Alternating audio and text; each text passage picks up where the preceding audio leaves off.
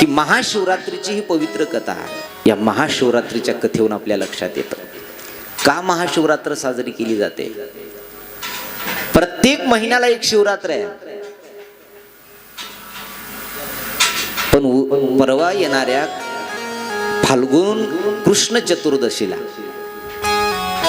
महाशिवरात्र असं म्हणतात. आणि या महाशिवरात्रीचं नवल आहे की कितीही मनुष्य पापी असला त्यानं जर महाशिवरात्रीच्या रात्री भोलेनाथाच्या पिंडीवर 108 बेलपत्र वाहिले, काळे तीळ वाहिले, तर सगळं काही त्याचं पाप निघून जातं आणि भोलेनाथ त्याला कैलासाला घेऊन जातात. ज्या शिवरात्रीचं महात्म्य वर्णन करत असताना वेदात पुराणात शास्त्रात आलेली कथा आहे. जो एक व्याध होता, व्याध शिकार करणारा, त्या व्याधानं नजर चुकीनं भोलेनाथांची पूजा केली होती. त्याची उपजीविका भागावी म्हणून तो रोज रात्री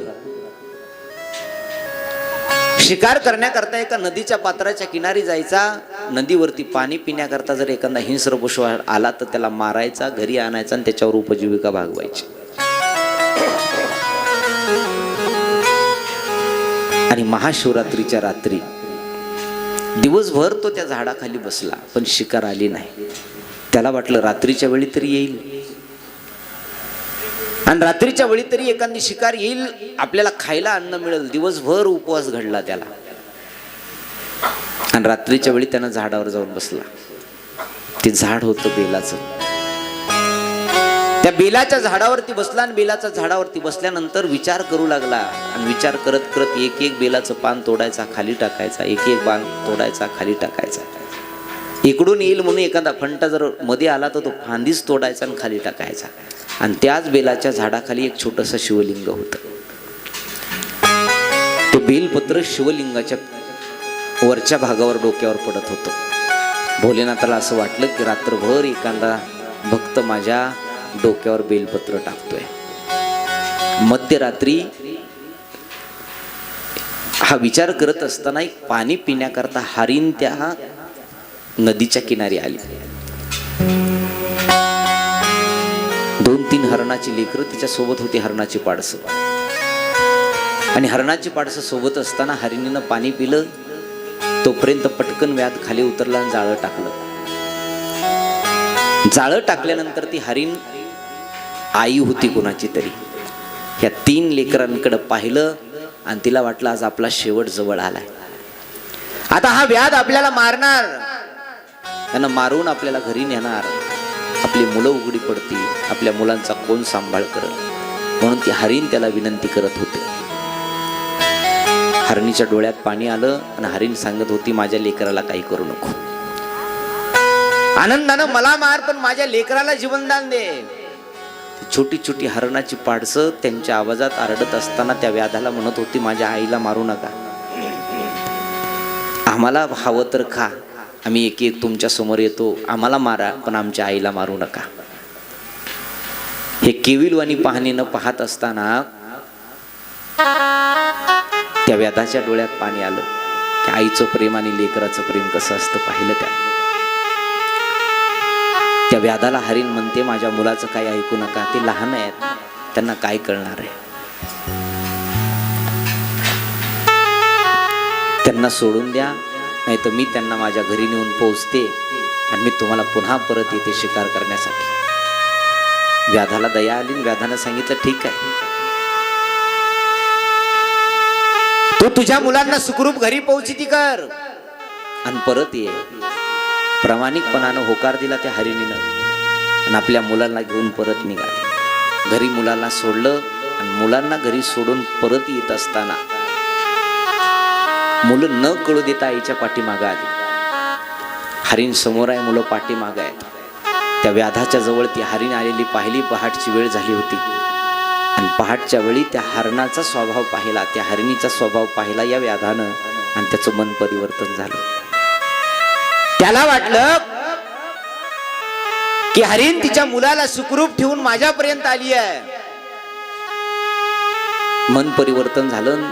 त्यानं विचार केला की हिला नको मारायला. ती हरीण म्हणते, शिकार दादा, शिकार करत असताना रात्रभर तुम्हाला वाट पाहावी लागली, मला थोडासा उशीरही झाला परत यायला, मी आज तुमच्या समोर आली, मारून टाका मला. त्या व्याधाचे डोळे भरवून आले. मारून टाका असा शब्द उच्चारल्याबरोबर हरणाच्या त्यात जे पिल्ले होते त्या हरणीचे त्यांनी उडी टाकली, त्या व्याधाच्या समोर आले आणि व्याधाला विनंती करायला लागली, आमच्या आईशिवाय आम्हाला दुसरं कोणी नाही, आमची आई जर निघून गेली तर आम्ही राहावं तरी कसं, आम्ही कुणाच्या आश्रयानं राहणार आहात. वेदात, शिकार दादा, तुम्हाला खायचं असेल, तुम्हाला मारायचं असेल तर आम्हाला मारा, पण आमच्या आईला नका मारा, असंही आम्ही तिच्याशिवाय जगू शकणार नाही, जर आईला काय झालं तर आम्ही सुद्धा मरण पावत आहोत. त्या हरणीचे डोळे डबडबलेत, त्या लेकरांचे डोळे डबडबलेत. त्या व्याधानं सांगितलं की इतका सुद्धा मी निर्दयी नाहीये, नाही आज कुणालाच तुम्हाला मारणार, जातो. एवढा शब्द उच्चारला आणि ती हरणाचं कळप, त्या हरणाच्या मुलांसोबत ती हरिण उड्या मागत परत निघून आली. भोलेनाथ तिथं शेजारी होते. रात्रभर यानं बेलाचे पत्र टाकलेली पाहिलं आणि वर झाडावर जाऊन बसला आणि झाडावर जाऊन बसल्यानंतर डोळ्यातलं पाणी गालावर आलं, गालातलं पाणी पुन्हा भोलेनाथांच्या त्या पिंडीवर पडलं. भोलेनाथ प्रगट झाले, पहाटच्या वेळी प्रगट झाले आणि विचारलं, बोल काय पाहिजे तुला, तुझी मागशील ते मी देण्याकरता तयार आहे. त्यांना हात जोडले आणि सांगितलं, काही नाही भोलेनाथ, आजपासून शिकारच करायची नाही असं ठरवलंय, आजपासून शिकार करायची नाही. आशीर्वाद दिला, त्याला कैलासाची प्राप्ती घेऊन दिली. ऐका, महाशिवरात्रीचा महापर्व काळ आहे उद्या परवाच्या दिवशी. या महाशिवरात्रीच्या पर्व काळावरती सकाळी उठा, उपवास धरा, उपवास धरल्यानंतर जेवढं होईल तेवढं भोलेनाथाचं नामचिंतन करा. कमीत कमी 108 बेलपत्र शिवलिंगावरती समर्पित करा. रात्रभर भोलेनाथाचं भजन करा, भोलेनाथ आपलं कल्याण करतील. दैवयोगानं आपल्या शिवपुराणात कथा यावर्षी आपल्या गावात लागली आहे, तर त्या शिवरात्रीच्या दिवशी आपण रुद्राभिषेक करू. तुमची जर सगळ्यांची इच्छा असेल ना, जर जे शिवपुराणामध्ये रुद्राभिषेकाचा पाठ सांगितलेला आहे त्या रुद्राभिषेकाचा पाठ करू आपण. रुद्राभिषेक करू म्हणजे प्रत्येकानं आपल्या घरचं शिवलिंग घेऊन यायचं, ताट घेऊन यायचं, पंचामृत, काळे तीळ, त्याला वस्त्रमाळ, भस्म, आरती आणि पंचामृत आणून, एक पाण्याचा तांब्या आणून त्याच्यावरती आपण 108 बेलपत्र प्रत्येकानं वाहून 12 ज्योतिर्लिंगाची कथा महाशिवरात्रीच्या दिवशी आपण घरी बसल्या बसल्या, माके गावात बसल्या बसल्या, या मंडपात बसल्या बसल्या 12 ज्योतिर्लिंगाची कथा श्रवण करायची. एक एक बेलपत्र घ्यायचं, भोलेनाथांच्या डोक्यावर पिंडीवर समर्पित करायचं आणि या महाशिवरात्रीचा उपवास, महाशिवरात्री या वर्षीची सार्थक करून घ्यायची. दर कथेमध्ये शिवपुराणाचा मी रुद्राभिषेक पाठ करत असतो. शिवपुराण कथा ही श्रेष्ठच आहे आणि महाशिवरात्रीचं व्रत ही श्रेष्ठ आहे. उत्तमा उत्तम महाशिवरात्री, सगळ्यात श्रेष्ठ सांगितले ही शिवपुराण, सगळ्यात श्रेष्ठ सांगितलं ही महाशिवरात्रीची कथा. दुसरी दंतकथा अशी आहे, दुसरा अर्थ असा आहे की याच महाशिवरात्रीच्या दिवशी माता पार्वती आणि भोलेनाथांचा शुभविवाह झाला होता. सती मैयाचा आणि शंकरजीचा विवाह वेगळा आणि पार्वतीचा आणि भोलेनाथांचा विवाह वेगळा. तो विवाह झाला होता महाशिवरात्रीच्या दिवशी.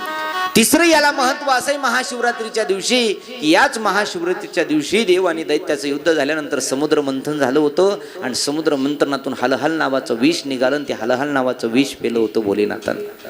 देवता लोकांनी, दैत्य लोकांनी भोलेनाथांची प्रार्थना केली आणि ते हलहल नावाचं विष भोलेनाथांना दिलं. ती भोलेनाथांना विष पिलं, आपल्या कंठामध्ये साठवलं, म्हणूनच त्यांना नीळकंठ नाव पडलं. तो दिवस म्हणजे महाशिवरात्रीचाच. आणि या पवित्र महाशिवरात्रीच्या दिवशी अंतकरणातून भोलेनाथाचं भजन करा, उपवास धारण करा आणि जितके होतील तितके बेल, जेवढे जास्त झाली तर हरकतच नाही, पण कमीत कमी 108 बेलपत्र तरी आपण त्या दिवशी शिवलिंगावरती समर्पित करा आणि आनंदानं श्री शिवाय नमस्तुभ्यं, श्री शिवाय नमस्तुभ्यं, श्री शिवाय नमस्तुभ्यं, श्री शिवाय नमस्तुभ्यं, श्री शिवाय नमस्तुभ्यं, श्री शिवाय नमस्तुभ्यं,